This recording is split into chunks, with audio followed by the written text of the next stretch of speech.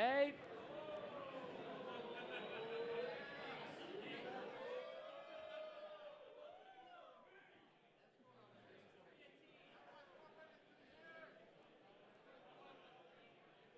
Didn't see that. You didn't see it.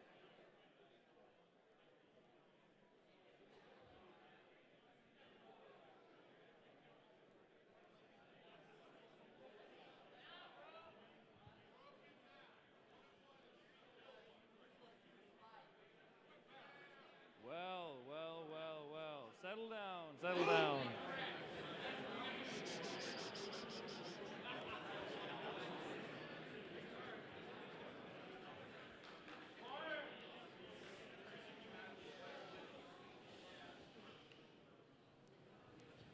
All right. Hi again, everyone, and welcome to the deep dive of Project Nova. 1 + 1 = 3. Someone said something. You. My firm belief is that Project Nova and EVE Online can become something more than just two games in the same universe. And I also believe that we need both great FPS fundamentals and a crafted new player experience and progression before we achieve that vision. And 87% of surveyed EVE players agreed.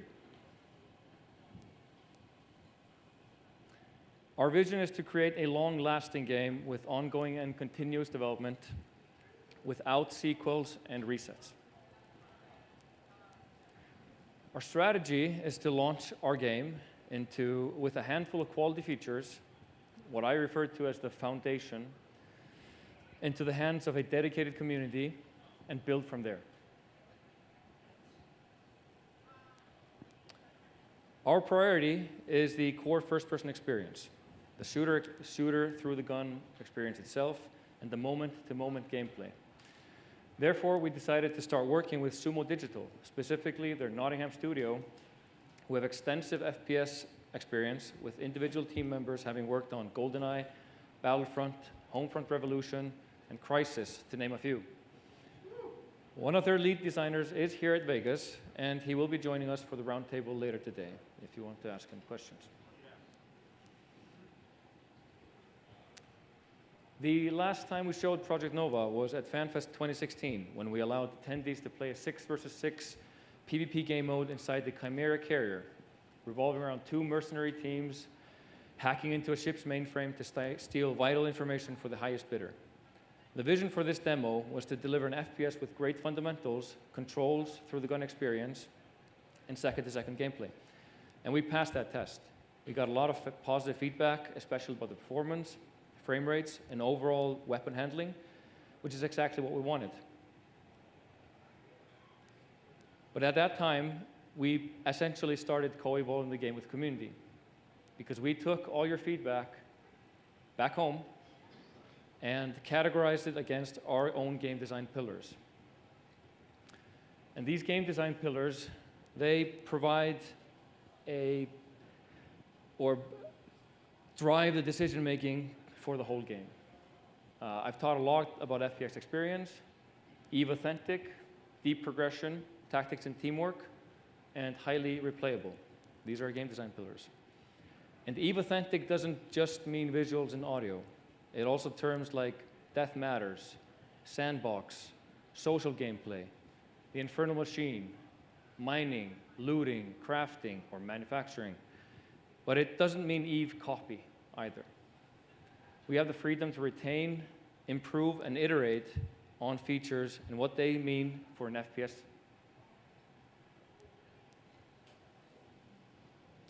But we don't only listen to the community about FPS features or shooting or crafting or fitting.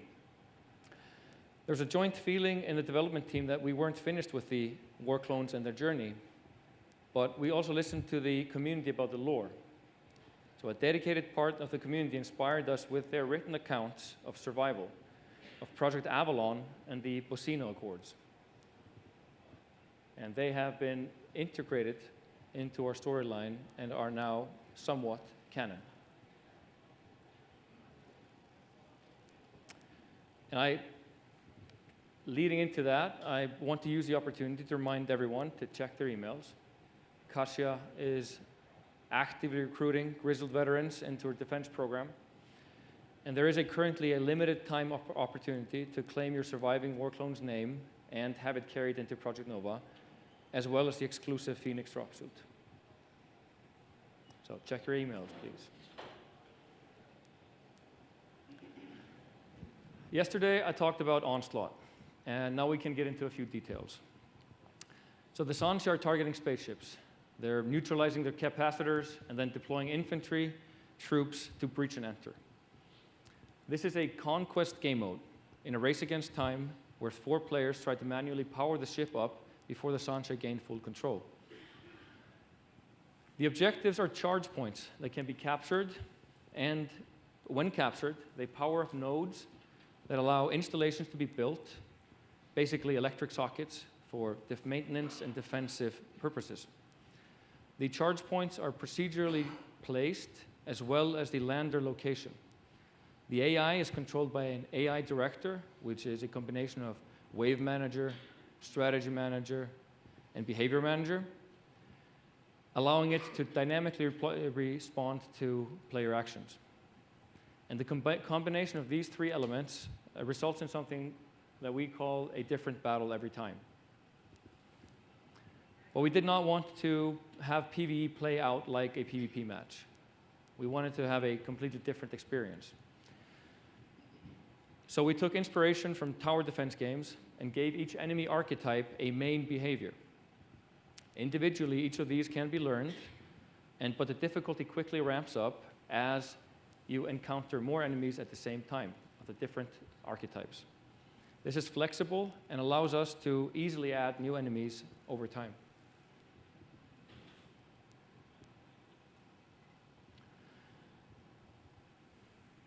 So, Sansha's Nation.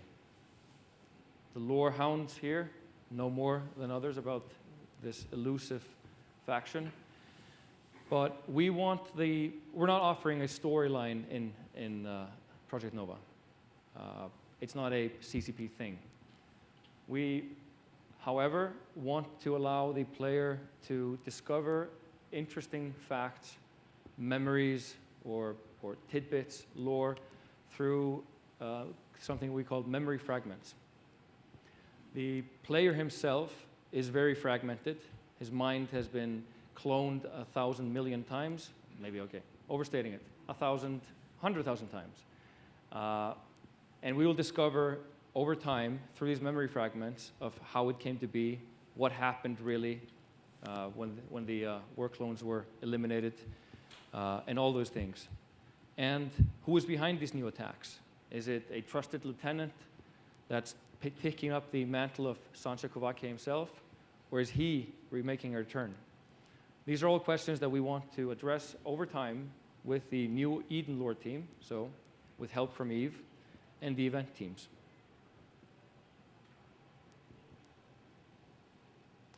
The enemies you're facing are the still living remains of true slaves, callously used up through hazardous labor and encased in a grotesque cybernetic body.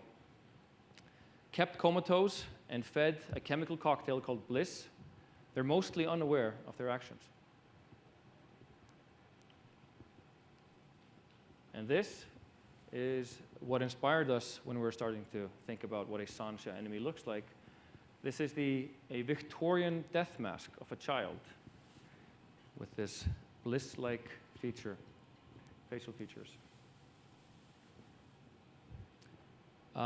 Moving on to PvP. It's not something that we're playtesting here and now, but it's something you'll be able to get your hands on immediately in November when we start ramping up playtest in the alpha. So PvP is alive and well, don't worry about it. It's a unique two-way escort or payload game mode, where both teams are responsible for pushing their own payload. It's 16v16 PvP. That is a number that we chose for various reasons, mostly because I enjoy it the most.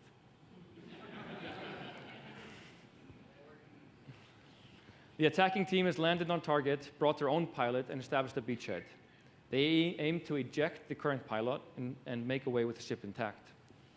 As the payload progresses towards the destination, Their paths will lead them close to charge points that may or may not be under their control.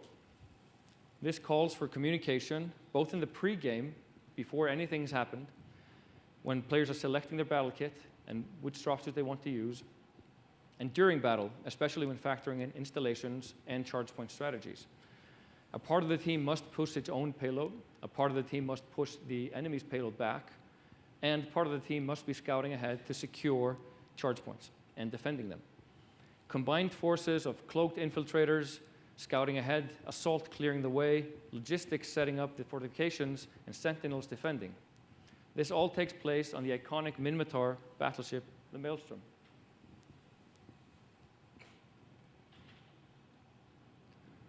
And how did we end up with a Maelstrom?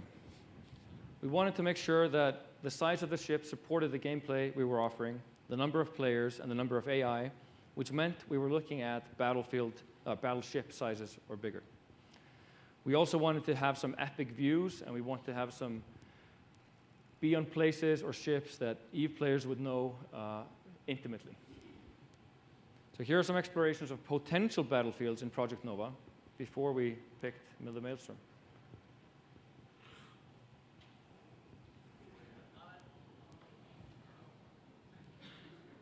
There's a couple of places, the Hyperion, Scorpion, the Archon, and then Maelstrom.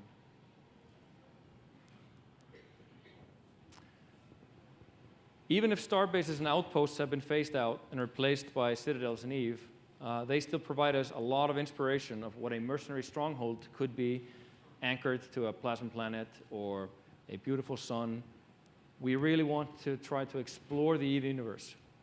We shouldn't expect the next map to be an EVE spaceship. We should expect something different, something bold, something that you've always wanted to see from that point of view. And obviously, so that's the Minimatar, which is an early concept. And obviously, we're also exploring what the Sansa interiors could look like.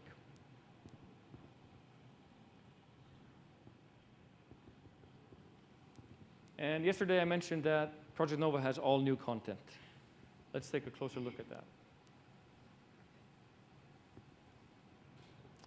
One thing I wanted to mention was that we decided to go further or beyond the 4 empires for inspiration, which is why we specifically chose the Mordu's Legion to be the first dropsuit that we made. It's the medium assault, and it's called Assault. Quite original. It's difficult to find a better name. I can guarantee you can. I've tried. The Assault Grab ability, which is a unique class ability, is a slide to either get into cover or get up close and personal. One thing that we learned is that if you don't have a unique ability per class, you start ending up with roles encroaching on one another. So a very heavy light becomes like a light medium and vice versa. So we really wanted to make sure that you couldn't really just fit into every role. This is the Minimator Infiltrator. He has the hover grab ability, allowing them to get behind enemy lines or even just behind a single enemy, shoot them from above, or get above cover for a sniper shot. So this is one of the most fun things to do, is to hover snipe someone in the head. That creates a lot of screeching and yelling and playtests.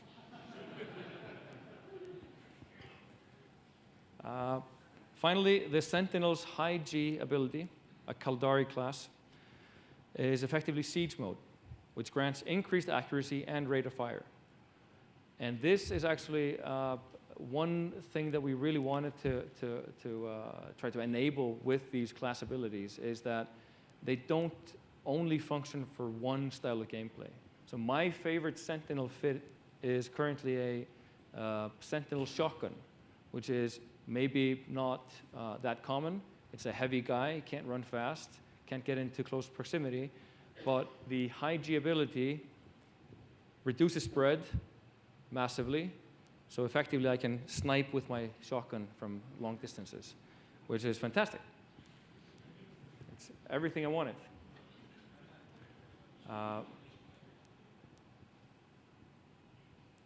And then planned dropsuits. We have a couple of dropsuits in the pipeline already. This is the Galente Commando, the heavy assault. This is the thing that I will exclusively be playing. And a Sisters of Eve logistics.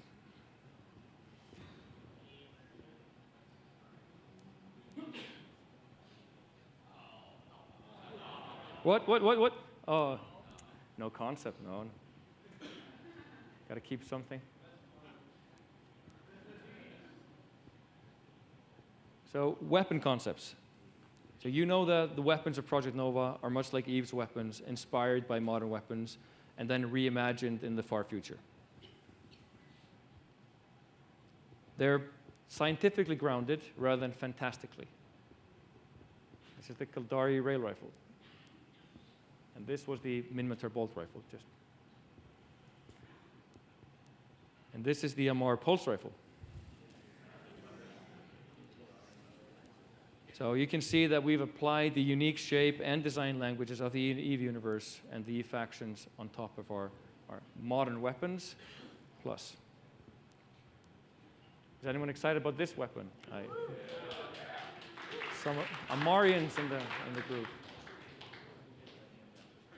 So we actually, I'm going off script here. I'm a super nerd on the weapons. So I really went into how we could reflect all of the technologies of EVE as well. So I'm not an EVE player. I understand EVE a lot. I've been working at CCP for 12 years. Always followed EVE.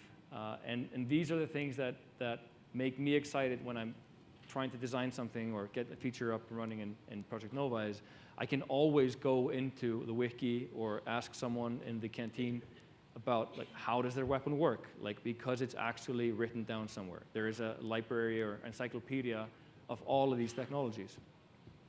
So I love the fact that we're actually using crystals as ammunition. So that's something that I really wanted to get into the game as fast as possible. Same thing with this here. Don't know if it has a, so the Kaldari, we designed a full spinning gravimetric thing inside that propels a rail projectile, etc. So we really went all in on trying to capture the EVE design and the EVE philosophy. And then we just have the bolt rifle, which is simply a high-powered explosive firearm. Low tech, gets the job done, gets the job done.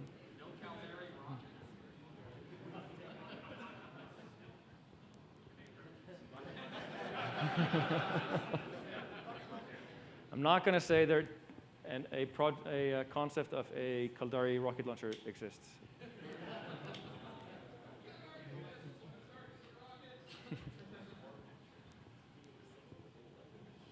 So these are the weapons that we have in store. The weapons you've seen are the service assault rifle, the sniper rifle, and the launcher. These are all the Upwell designs. Sorry, those are taking pictures. So what we decided to do was create a new kind of faction, or not create a new faction, use the faction to give the normal weapons. So what I kind of always missed was the change from the standard grunt weapon that you'd kind of assume you'd be issued, and then going up to the elite Empire weapons. I think they need to be earned in some way. So we created this faction that is more generic, if you will. We really just wanted to be familiar, normal, and then the upgrade into something that is truly a faction-based weapon becomes something. Wow, okay, it's a huge difference. There's real character in this weapon. So the one you've seen probably is the flak pistol, the Minmatar flak pistol, which is basically like an explosive Smith & Wesson, which is really fun. The two weapons you haven't seen, I'll go back, I'm teasing, are the particle prism, which is a laser shotgun, of course. And the fusion torch, which is a Galente flamethrower. something I've always wanted to make. So it's really like just a portable jet engine is what I would describe it. So those are the weapons that we have in store. Something near and dear to my heart is attachments. So as an FPS player, I have a very personal preference about my optics and handling and how I like my weapons. So I'm very happy to announce that we have something called global attachments, which is great for a player like me, and adds a whole new layer of customization into Project Nova. Again, something that is a big game design pillar for us is deep progression, and part of progression is customization. So here are the standard front grip, magnetic choke, swappable sights, etc. So this is a system that we will keep building on. And then a couple of planned weapons also in store. This was the forge gun. So the only faction weapon that was missing from the first batch. This is intended to obviously shoot down heavy Sancha, for one. Also to shoot down heavy Dropsuits in PvP. So don't worry, you'll have plenty of victims even if you don't have a vehicle. And we're also thinking of really trying to embrace this idea of the kinetic damage. And these weapons will be passed through. So they'll keep going through enemies until they hit a wall or something. So the ultimate sniper, I would say. The second weapon is the pulse rifle that we saw a previous concept. And this is the proper one. This is the if people like the scrambler rifle, this is it's Mark II. Has everything you want: gold, crystals, and more gold.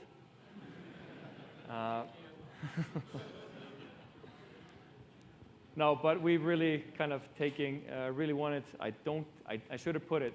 The iron sight is actually the Amar symbol. Everything for you guys. Installations is one of the most interesting parts of Project Nova, and adds a lot of strategy and depth into the PvE and PvP. So I'm going to go out on a limb and say we've never seen this kind of base building or whatever you call it in a PvP game. So we're very excited about that. So each loadout has an installation slot.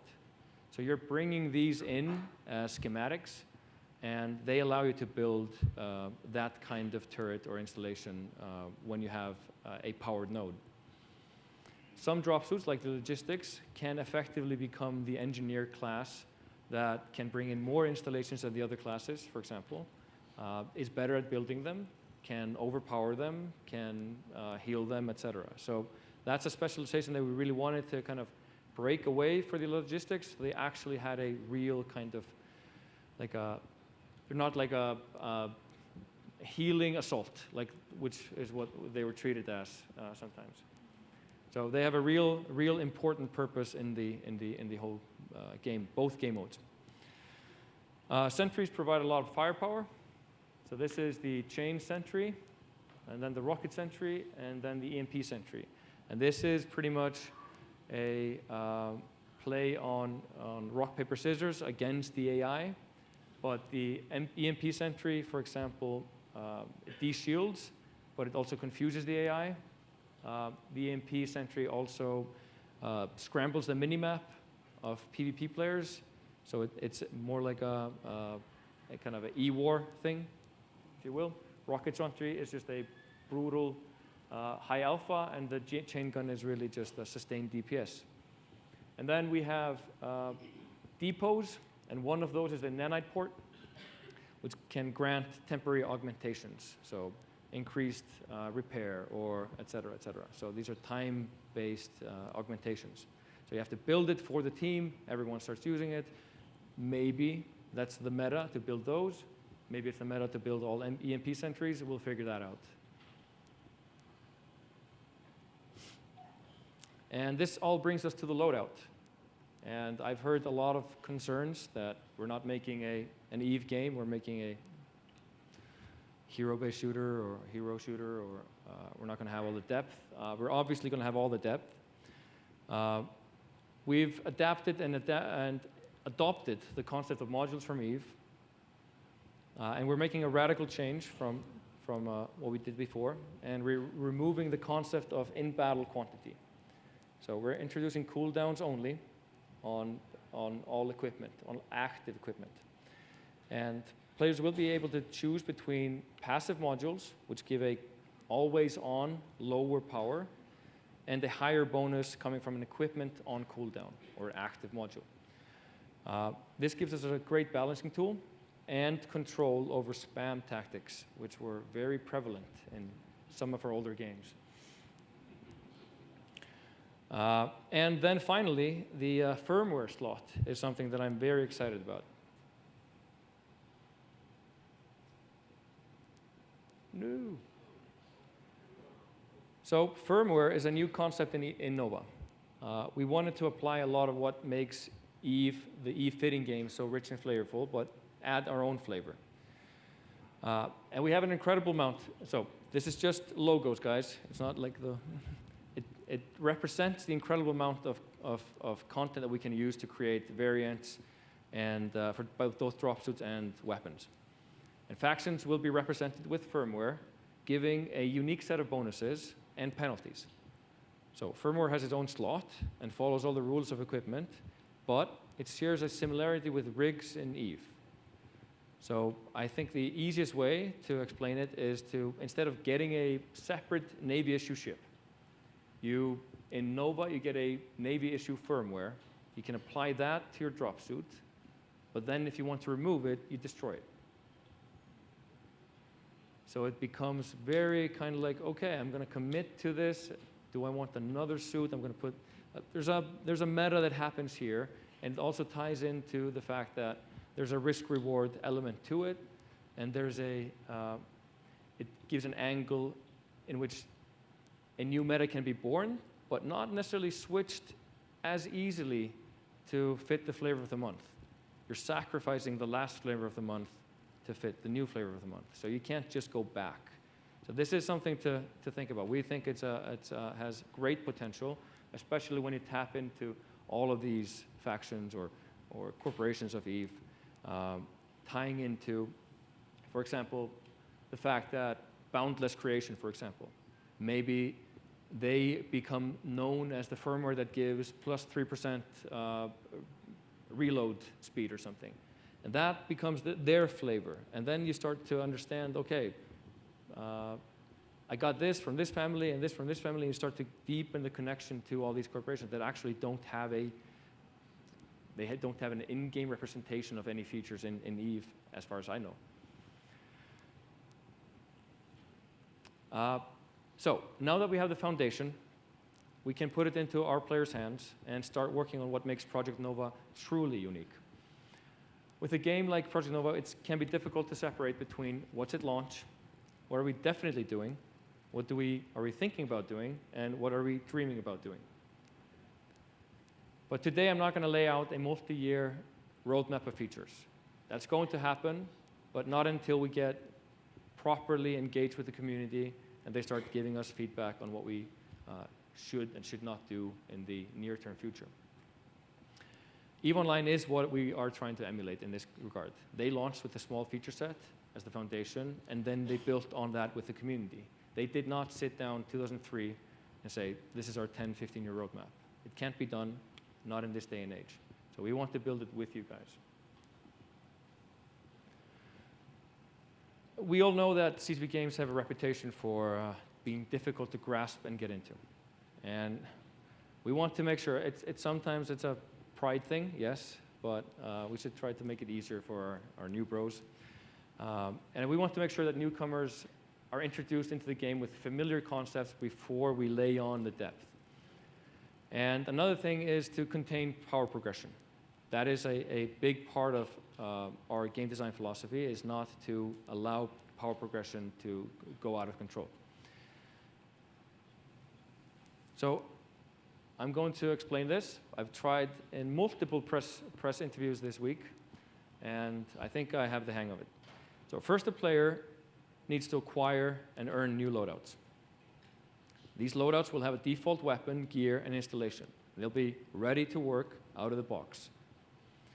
Experience has taught us that it's probably better to give a player a car with a steering wheel, tires, and an engine, rather than none of those things and say, figure it out. As you play, you'll start to find your favorite loadout. You'll unlock loadouts through a loyalty system with Concord, really. And then when you find the right flavor you want, okay, this is the sniper guy, or this is the forge gun guy, or the heavy flamer guy, or whatever you want to call them. That's just the first step. And that's allowing new players to, okay, I'm using my FPS knowledge, I'm coming here and to apply it. Then we enter the class-based progression part of the progression, where you actually have to use this dropsuit or loadout that you've chosen as your favorite, and now you have to upgrade it. And that is only done through using it. We're not doing passive skill training in Project Nova. So pick your loadout, use your loadout to progress. We'll upgrade the loadout, and upgrading it will give you more PG to work with. So you're creating more choices over time for that loadout. And the final one is the optimization. And that's the fitting game you all know and love. It's where the player starts min-maxing around the PG resource based on both personal preference and also what's like the best conceivable fit you can imagine if you're that kind of guy. And these are all things that are fully planned out for Project Nova. So I hope I've saved some or reduced some fear about this aspect for Project Nova.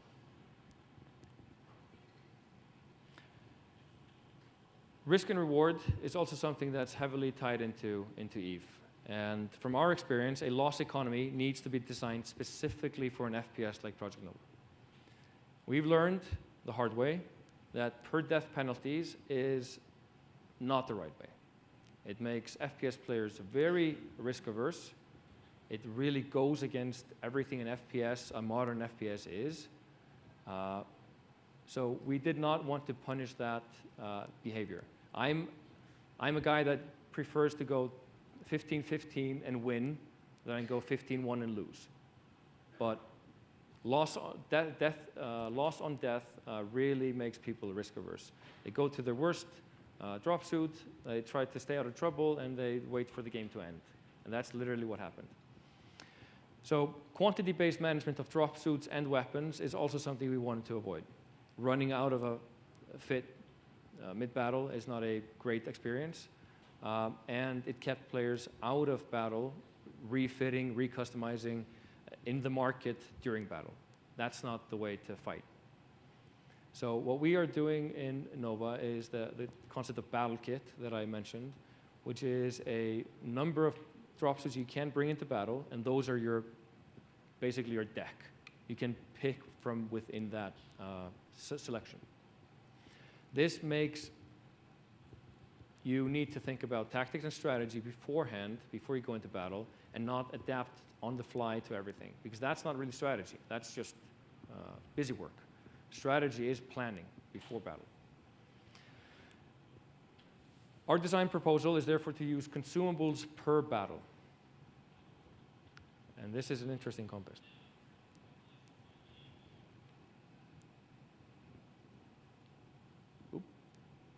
So consumption per battle is basically you decide that you're going to use an equipment that has a limited uses, and once committed, you can die forever within that battle. You're not going to lose that power.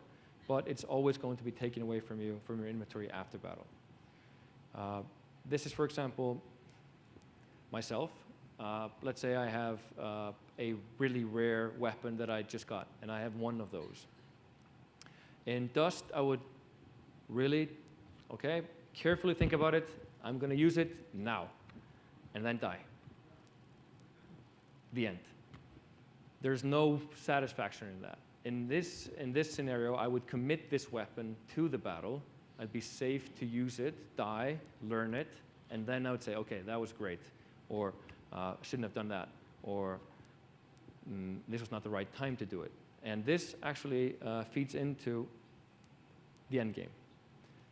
So a feature like Planetary Conquest and 0-0 in EVE provides both meaning and persistence and an aspirational goal for both the players and the player corporations and the whole of the community.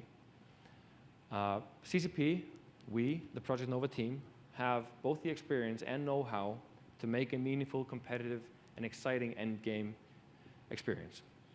We're the best of the best clash over a unique resource, pride, or just for the hell of it. The improved loss economy that I just talked about will make sure that the best gear is saved for these occasions, and also make sure that stockpiling and winning doesn't create a permanent king of the hill situation, which happened. Because if you never die, you never lose anything. And that happened a lot as well. So this is the most important feature to me in Project Nova, the end game. And the most important feature to get right. So it's not something we're going to get done in the very short term. And it's something that we will work with the community on doing, but that's absolutely what we intend to do.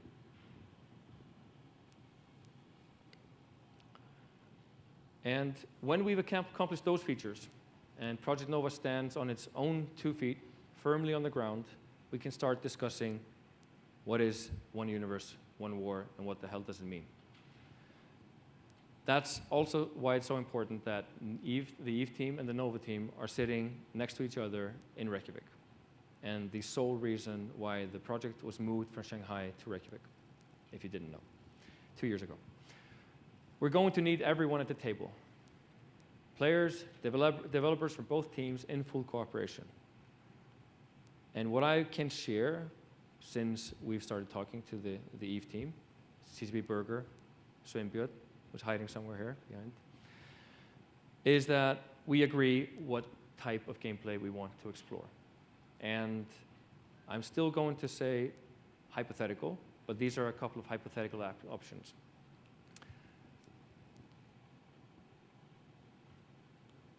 Oh, all right. I forgot to do it. I'll just say it. Limited resource trading. So in its simplest term, Nova provides a useful resource to EVE and vice versa. Even just starting with cosmetics, if we worry about game balance.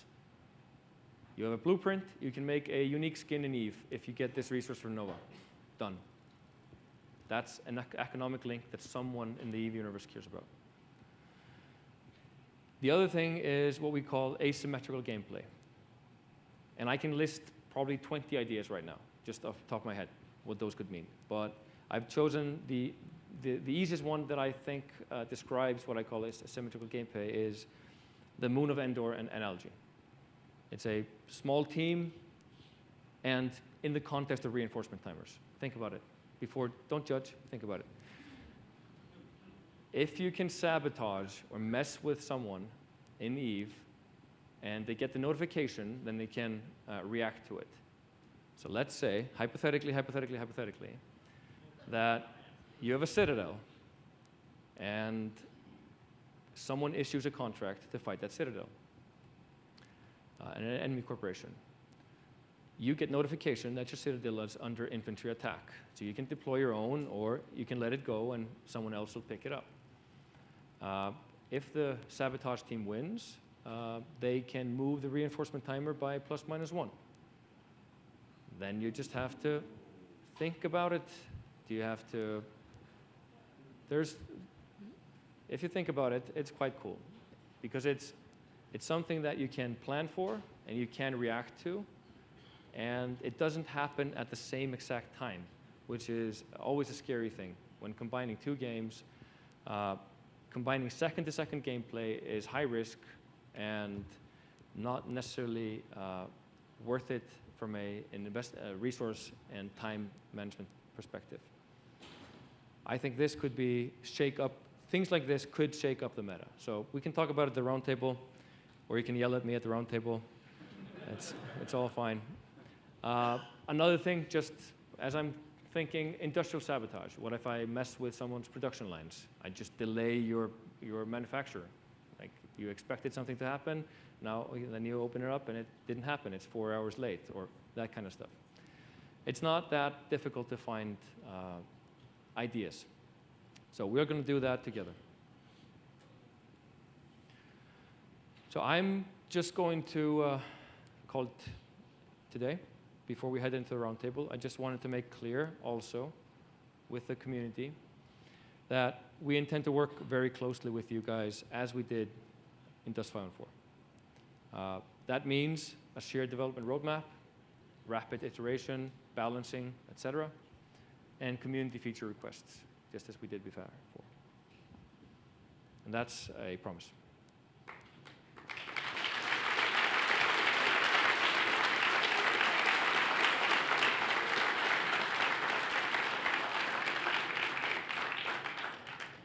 All right, take a break before the roundtable.